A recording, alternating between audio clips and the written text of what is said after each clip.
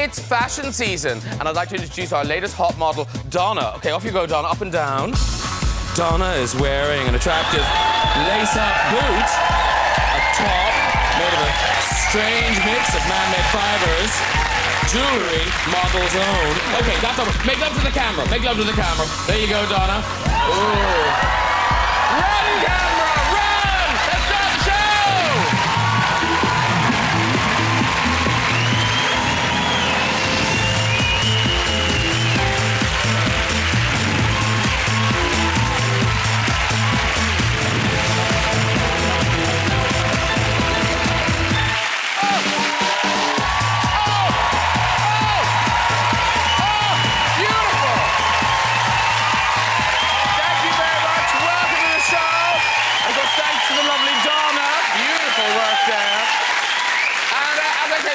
In the middle of fashion season, London Fashion Week last week, it's Milan this week, Paris next week. Lots of new styles being launched. Urban, sophisticated, and of course, bonkers. Yeah. So you'd be all right going out in that, wouldn't you? You'd be fine going out in it, but don't get drunk and fall asleep in a hedge. Foxes will have you. Lots of excitement about Paris Fashion Week.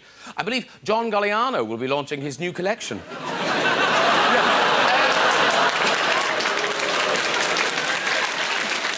On the subject of fashion, I'm delighted. One of the stars of that great movie, The Devil Wears Prada, actor and director Stanley Tucci is joining us, ladies and gentlemen. Yes, he is.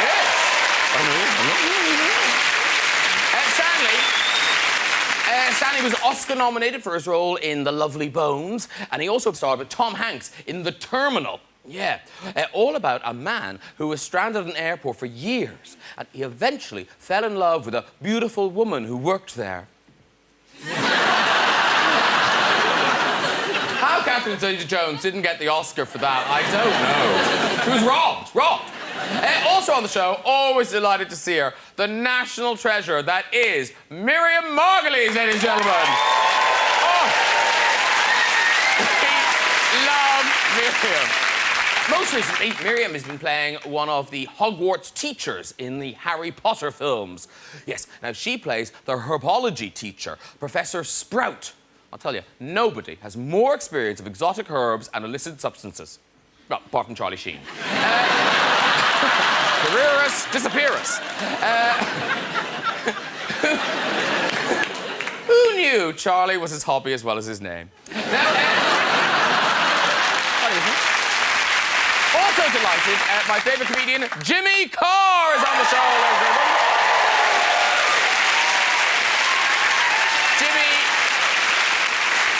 Jimmy currently starring in the new satirical show 10 O'Clock Live over on Channel 4.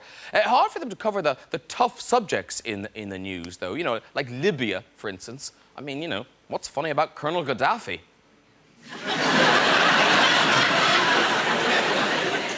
I believe that's him at Benghazi Fashion Week. They've been lovely. There are actually suspicions that Gaddafi and his son are going to sneak out of Libya across the desert. Not sure how they'll do that.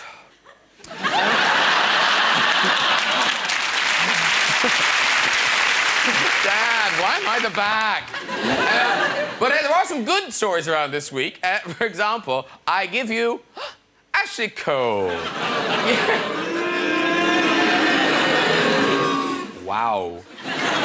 Also on the show this week... No, don't be like that.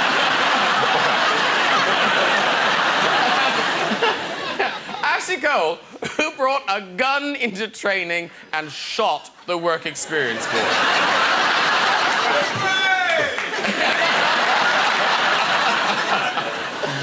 I'm now told Ashley Cole could be arrested and face criminal charges. I wonder how Cheryl Cole feels about it. Let's get some guests on! Later we'll be meeting Grammy-nominated chart topper Bruno. But first, a Rolls Royce amongst comedians, it's Jimmy Carr! Woo! Hi, Bruno. Hello, sir. You're very welcome. Thank you for having me. Thank you very much. And Professor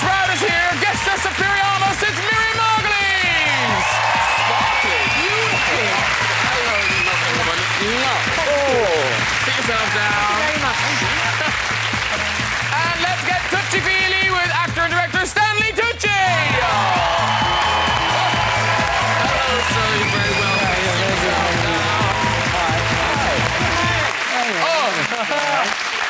Oh, you're all here now. We are. Very good. Yeah. I gave them a bit of a fright because I farted just before I came on stage. I'm really sorry. That's why they came out with a bit of a rush. Couldn't wait to get out of there. Did you do... A lesser performer would have kept that to herself. Well, I'm really sorry about it. Well, that's lovely. Listen, lovely to see you all. Now, especially Stanley, because we've never had you on the show before, Stanley. Yeah, and I'm never coming back. So enjoy it.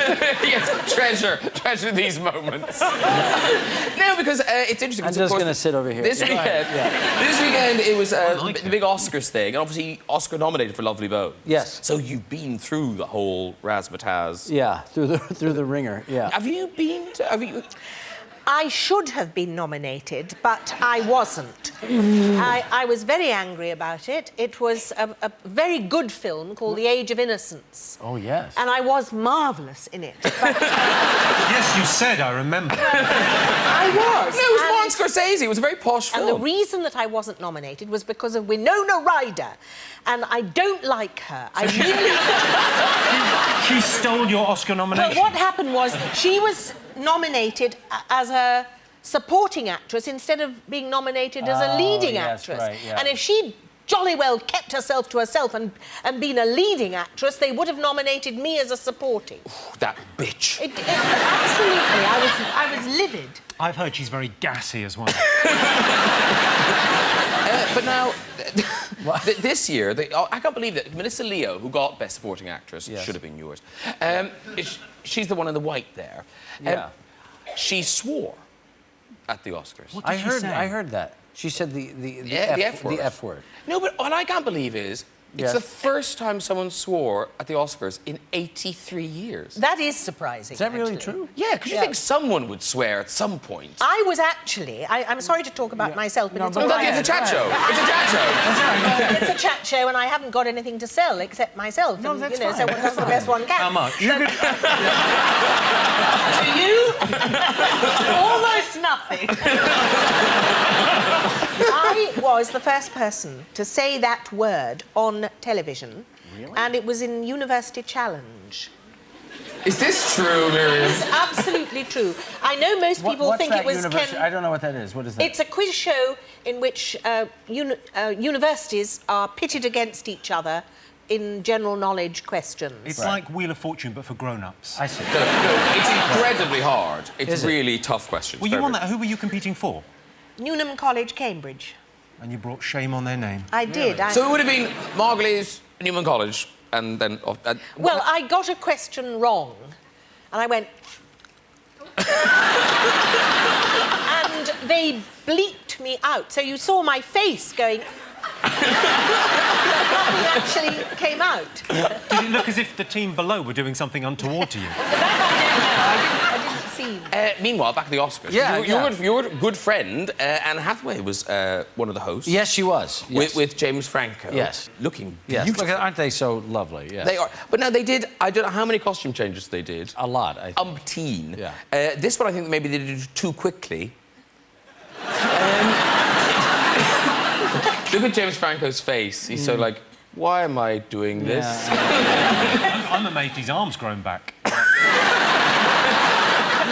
That was a very good film. I liked it. I thought it was all right, the 127 hours. Yeah. It's amazing. Ah, but The King's Speech, that was the film. It was. That was the film. It was. That horrid film, The Social Network, I absolutely hated it. Hated it. But how'd you really feel about it? That's really how I feel. Yeah.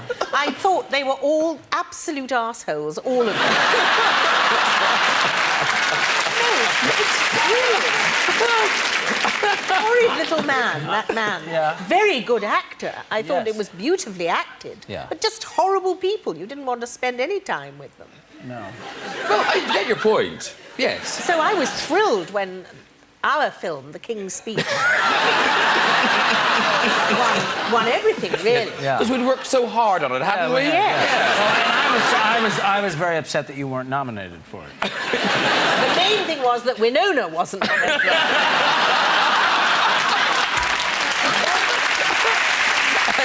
Will you ever bump into her? Elton John, of course, had his usual after-show party featuring all the biggest stars in Hollywood. Now, apparently, though, Katie was denied entry into the party by a couple of bouncers, by which I mean her tits got stuck in a door. I feel very embarrassed, but I have to ask, who is Katie Price?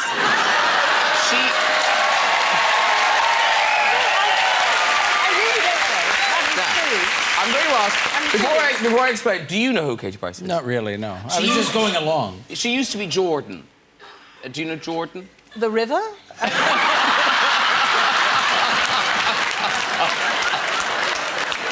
She does look like she's rolled in a mud bed, but no. I don't know. No, she was a glamour model, and now she's a hugely successful businesswoman and novelist.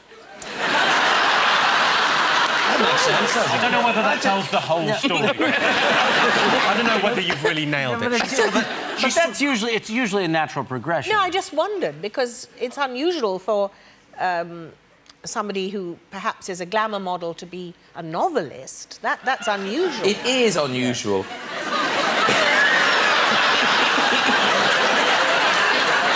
I'll have what she's having.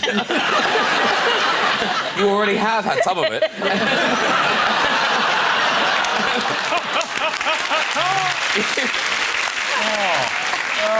Now listen, I must get on to. We're doing a chat show. So Stanley Tucci. Yes, what? Stanley Tucci. What? I'm thrilled to because you are one of my favourite actors because you are good in everything. You're one of those people who just carries quality in their pockets. You're very sweet. No, seriously, you are fantastic. Just fantastic. Thank you. That's very nice.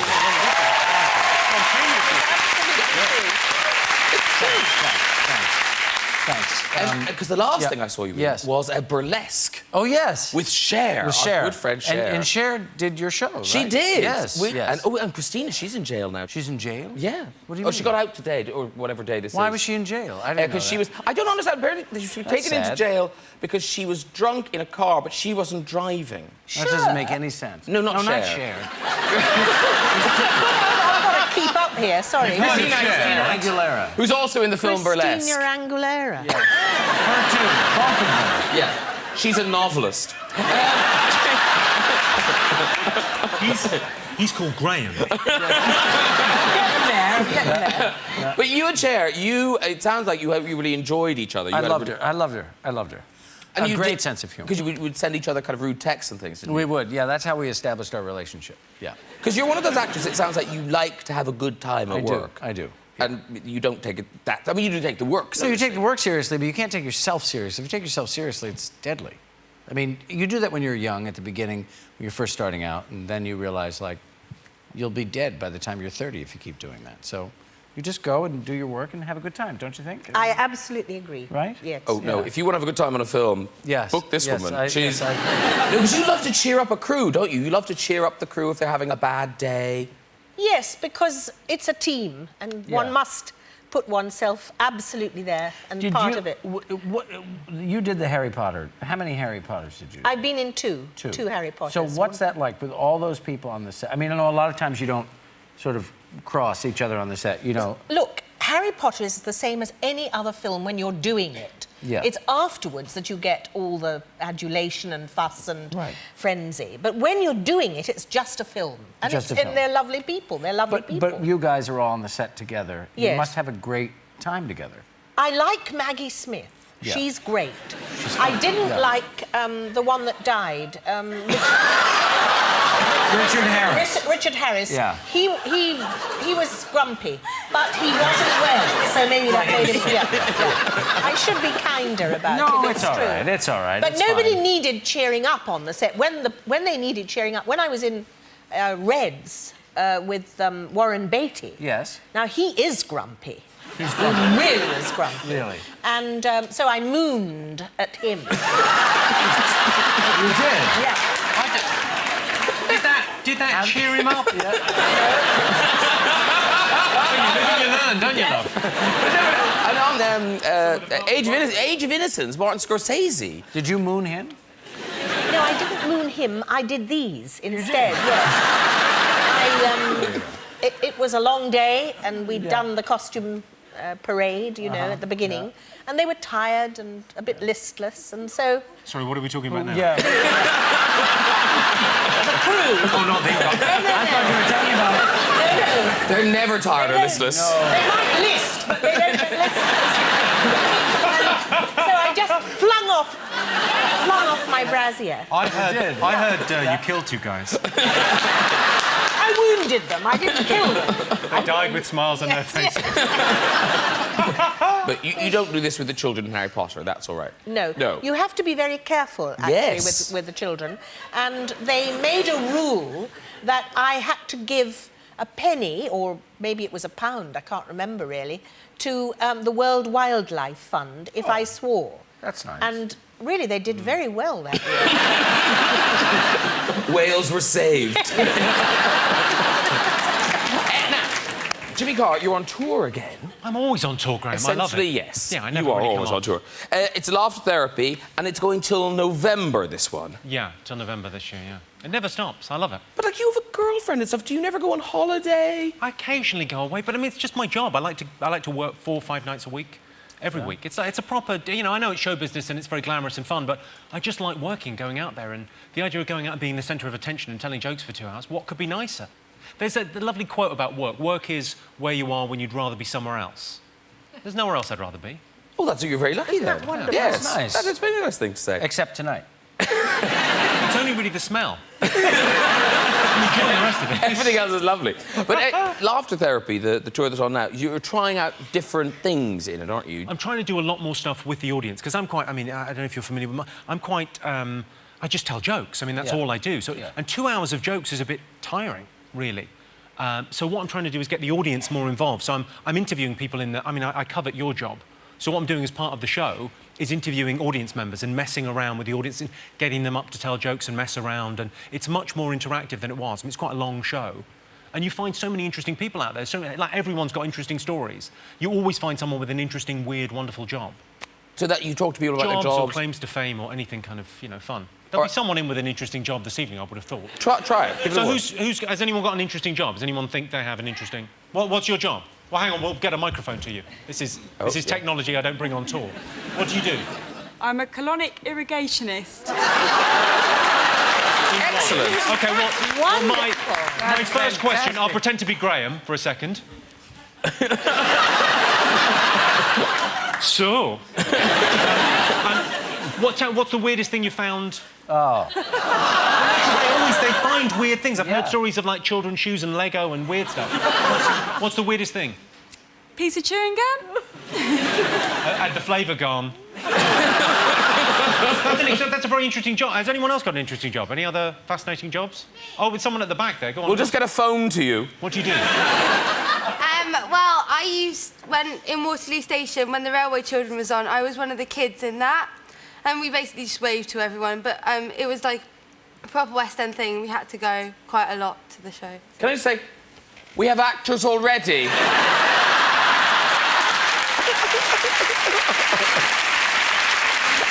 Now, because you've got very strange eating habits now. You've got rules, haven't you? Well, not rules, but I had to lose a bit of weight because I was the biggest face in show business for a while. I had a big fat head on me. So Really? Were you ever that fast? Yeah, I was like a little bit weight. Well, I lost about 3 stone. Really? Yeah. You were so fat. Boy. But, like, suits kind of cover it kind of quite well. But, you know, I wanted to lose a bit of weight, so I stopped eating at night. That was my thing. I just stopped eating. But I do love food. I mean, you know, it's that thing So where how do you do it? So what do I you just eat so a what do you do? massive lunch. You do? Just eat exactly the same foods I would always eat, but don't eat kind of after 6 o'clock, and it just falls off you. This is what everybody I've says, heard yeah. that. After But it's a 6 great o'clock. thing of, like, it makes lunch We were like, kind of we've such a heard ritual. that. And actually, Jimmy, his face is on a foodstuff at the moment. Yes, I have. Yeah, this is... Oh, that's right. Here are. This is you. It's you're on crisps. Jimmy con carne. That was their idea. I wanted them to be called Jamaica Jerk Chicken. Because my name is Jamaica. If you all say my name on 3 in a Jamaican accent, OK? It's quite important. Jamaican accent, Jimmy Carr. 1, 2, 3.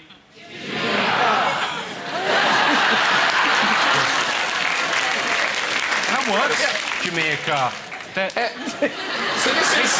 I should say it's for comic relief. Yes, you haven't just gone into the crisps business. No, it's not. Do you eat crisps? Sure, I'll eat anything. This is chili con carne, Jimmy con carne. Jimmy con carne. Pass them along. I've only got the one packet, I think. I don't want one. No, I don't like. It's for comic relief. Would you like... I'll buy it. I don't want to eat There's it. there's a Stephen Fry up. There's a steak and ale pie. Frank roast dinner. We're in competition. You know that the idea is that we've all got our brand of crisps, the four of us. Yeah. Me, Stephen Fry, Al Murray, Frank Skinner, and whoever wins. You're not going to win.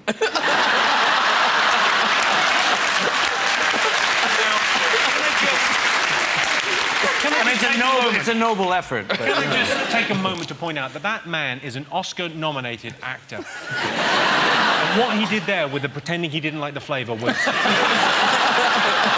It's an incredible skill. It's what that is. These are some delicious shit. I have to move that away because it smells a little bit like Miriam's fart. That's why I didn't want to eat it. So what happened? Actually, it's probably best you don't have it. yeah, that's right. Yeah. So what happens? So somebody wins. no, So whoever sells them, you've got to raise £1 million for comic relief, which is amazing. That's extraordinary. Apparently not. No. Well, there's a forfeit. So we all said, OK, we'll put our names on a bag of crisps. If that helps Comic Relief, great. It's a lovely charity, marvellous. And then they said, oh, it'd be nice if there was a forfeit. And we went, OK, whoever comes last, we'll do a forfeit. And then they said, well, the 3 people that come last, I think we have to be waxed. A full body wax, I think. No. Yeah. But are you hirsute? Yeah, reasonably, yeah. That's all right. That's fine. I believe you. No, I've got pretty hairy I mean, that's Yeah, pretty hairy. That is a hairier leg than I was expecting. Yeah. No, you look like, you know, one of those children's books where you have, like, duck legs and a something body and a head of a monkey. Yeah, they don't look like your legs. Is there... There's no insult there. OK. It's an observation. I'm just saying. There you go.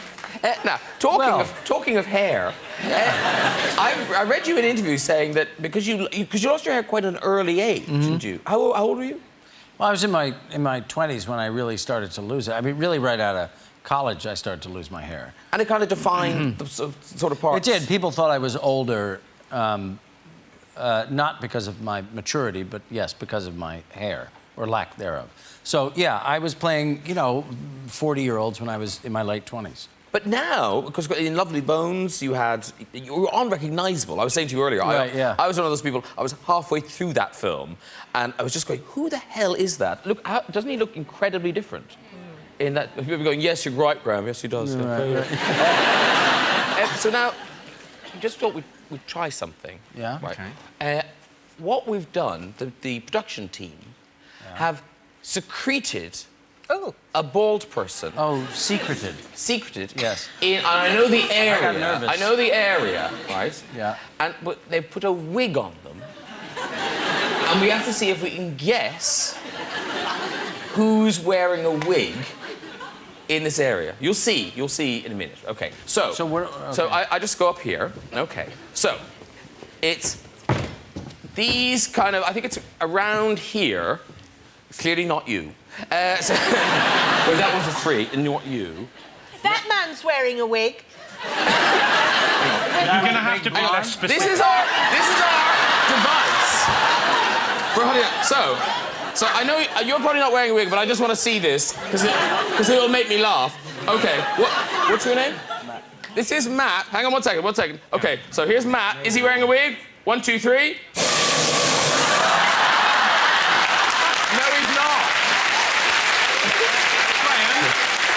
Graham, the plum shirt? Graham, when you're finished, can you put that back in my dressing room, please?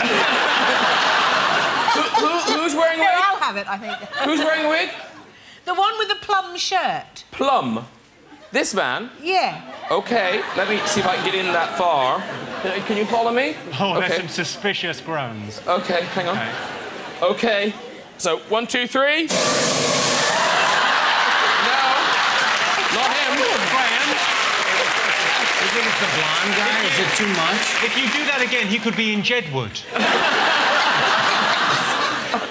The one next to him, perhaps. Maybe the one next to him. Or Okay, the other, here we but go. The other guy. One yeah, the second. one next to him. I think this could be it, actually. If it's not, God. Graham, if it's not, we can only really improve the situation. Okay, 1, 2, 3.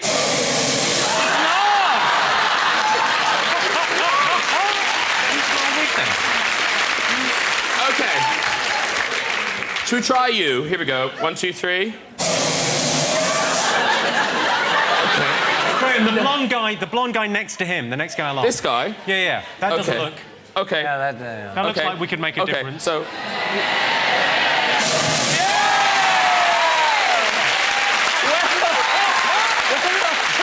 Where? You get stuck up there. Well done, all the people. Very good. And I'll tell you, and not being, you look much better like that. You do, actually. He does. Yes. But that could have been the quality of the wig. Yeah, I think so. Now, Stanley, you've played a huge range of characters over the years. Yeah. But I have noticed, of late, you do seem to have cornered the market in that kind of, you know, that sort of urbane gay man. Yeah, I know. That's weird, isn't it? Yeah, I you know. have, yeah. Yeah. How did you discover that you were good at that? Well, that's a long story. This feels like a conversation in a chat room. Right. Yeah. If you'll just excuse us for a moment. You know, I don't know. When I was cast in the Devil Wears Prada, which I heard recently that you auditioned for the role. Did I hear that? You know how you feel about Winona Ryder? Did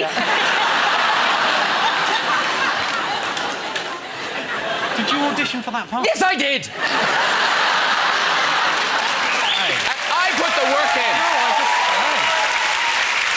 But I spent my life preparing. I know. I think I had more chance of getting her role.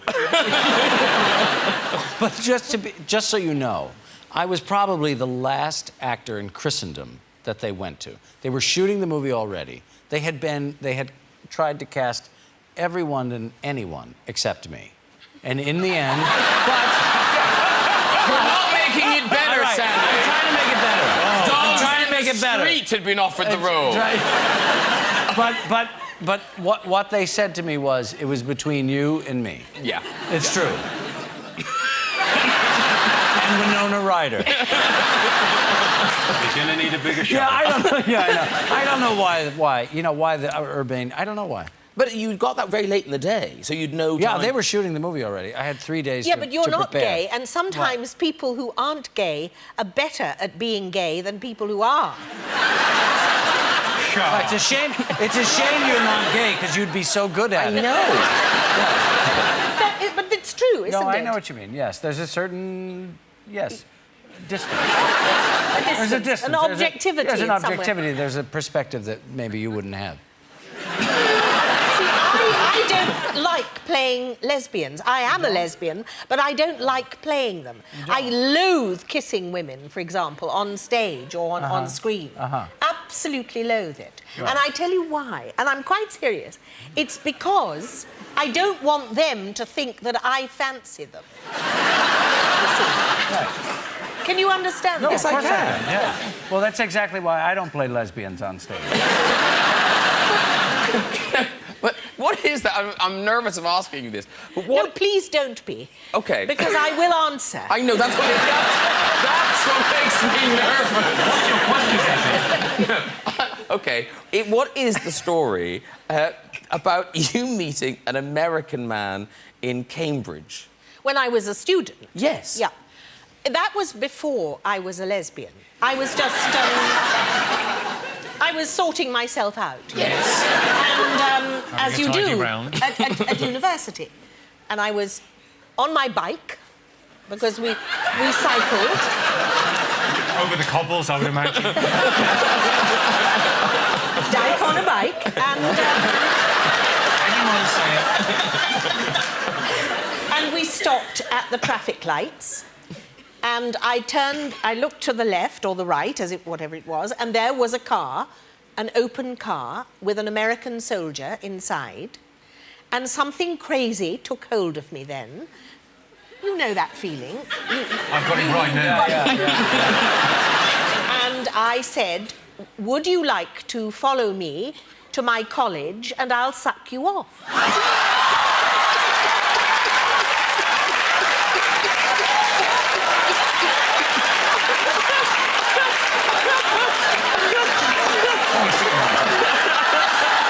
Great time. Great show.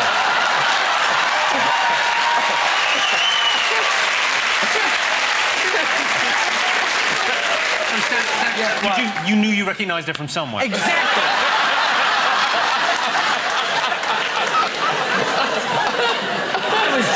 I was still in knee pants at the time. Anyway, go ahead. Finish that story.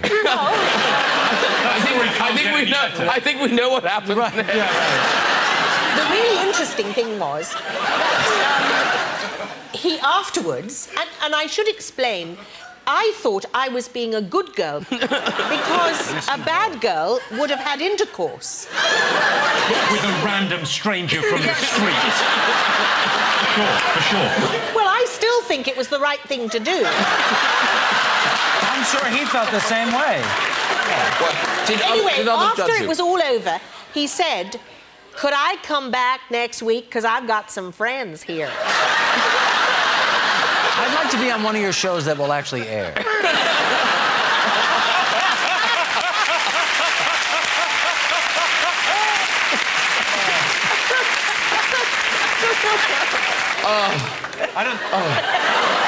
I'm exhausted. I don't think I have any stories, Graham. No. I don't have any stories. I'm going back to chat show mode. This man has just achieved the double whammy. He's had a #1 single and a #1 album at the same time. Nominated for 7 Grammys. He's out of this world. Please welcome Bruno Mars. I wanna be a billionaire.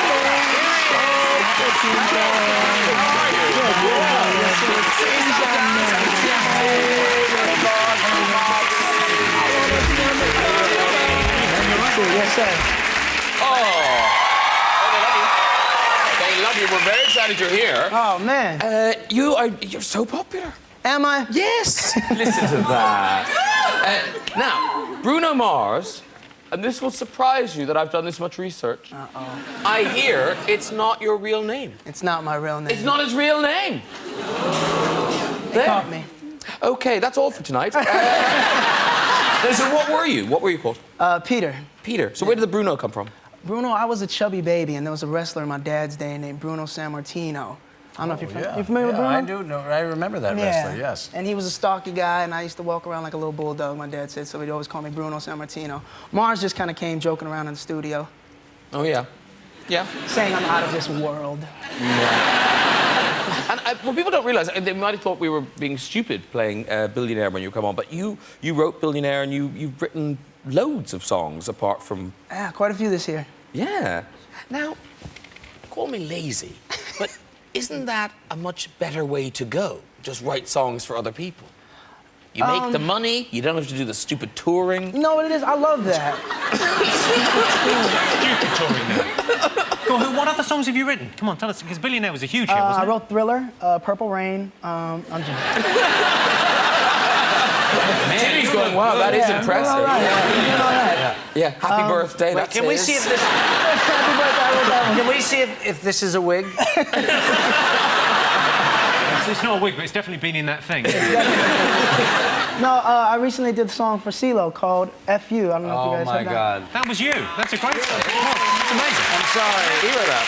Why would you... I'm obsessed with that song. Awesome. Obsessed. Thank Why you. would you give that song away, though? Because you're a singer and a solo artist. Well, Why would you It wasn't give it given away. We had a session booked with him, and we started jamming, and that was the song we came up with. Have you heard together. this song? No. What? It's extraordinary. I'm- This is a great song. If only we I'm had not someone good on here that modern could stuff. sing it.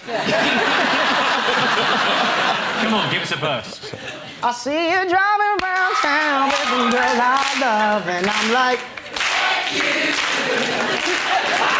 How cool is that?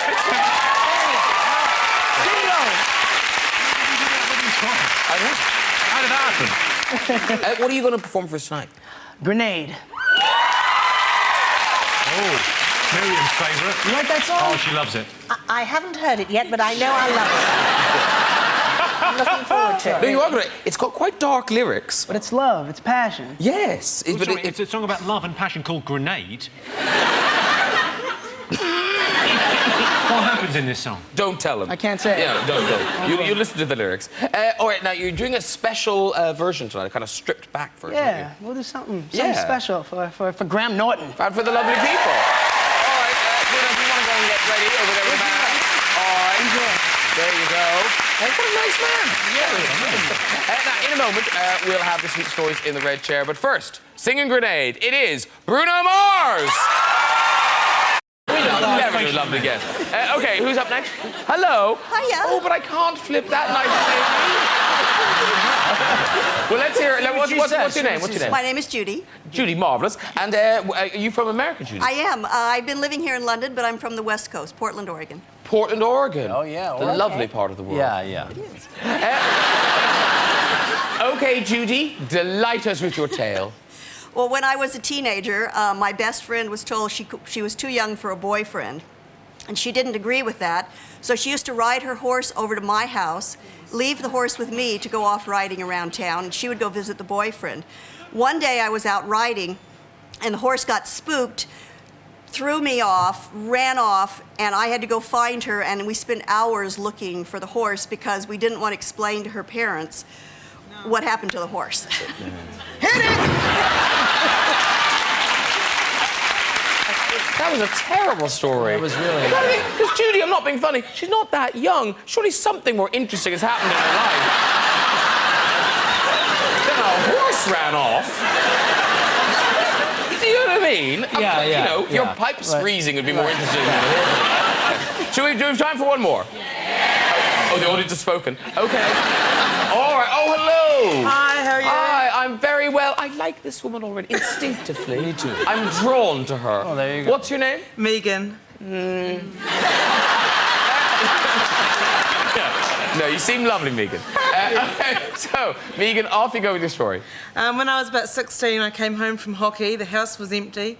Got into the shower because I was covered in mud, filthy. Hang on. Went into my bedroom. Did they make a film about this? Because I think I've seen it. Okay, so you're in the shower. I'm in the shower, went into my room, realised that the clothes that I needed were in the lounge, went running down the hall, burst into the lounge. In the interim, my brother and his 5 friends had come home, and I went bursting into the lounge, completely naked, and my brother said, and this was my sister, Megan. It's a good story. It's a good story. I was right. I have seen that movie. Yeah. You can walk. Megan can walk. Walk. Yeah. Walk. Well done, everyone. If you need better, you want to have a go at the red chair, you can contact us via our website at this very address. Ladies and gentlemen, that is it. Thank you to my guests tonight, Mr. Bruno Mars, Carr, Miriam Margolyes, and Stanley Tucci. Join me next week when my guests will include comedian Joe Brand, Hangover star Bradley Cooper, and very exciting, giving their first performance of our next Eurovision entry, Pop Band Blue will be here. Yes. All right, contain your excitement. Eurovision. It'll be good. I look forward to it. I'll see you then. Good night, everybody. Bye-bye.